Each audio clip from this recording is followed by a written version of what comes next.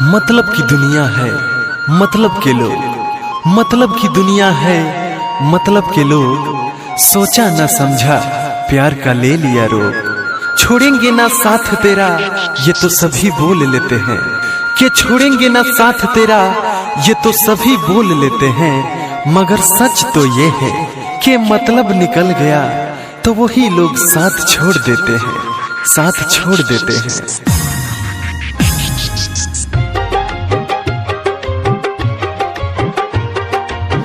याद तो हर अपना दिल में दबाई के रोइले रोजो रतिया में असुआ बहाई के, रोइले रोजो रतिया में असुआ बहाई के।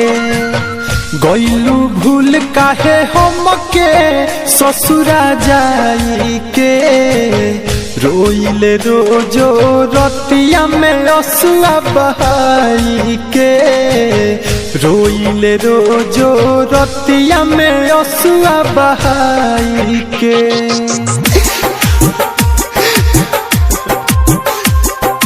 Mixed by Aditya Recording Studio, Gopalganj।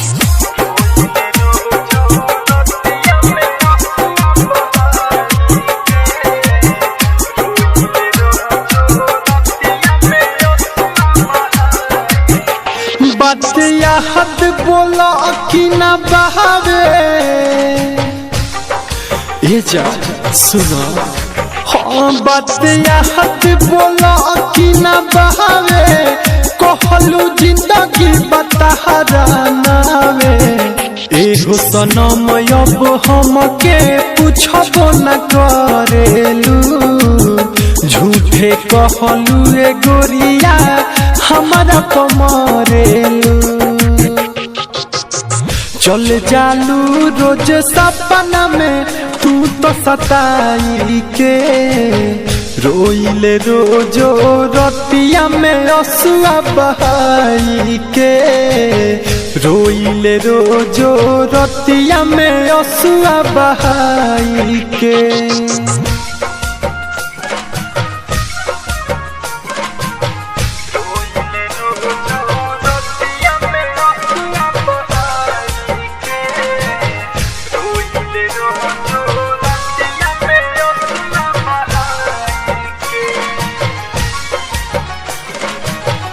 खाली तो हर याद सतावे,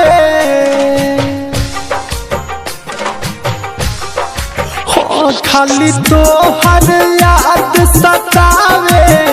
अब तो कुछ दिल के न भावे, गोरिया तू से सनाथ के साथ में चल गइलू। होला नहीं विश्वास की केतना बदल गइलू। तोहसे कहेला दीपकवा दर्द सुनाई के, रोइले रोजो रतिया में लोरावा बहाई के, रोइले रोजो रतिया में असुआ बहाई के। गइलू भूल काहे हमके ससुरा जाई के, रोइले रोजो रतिया में असुआ बहाई के, रोइले रोजो रतिया में असुआ बहाई के।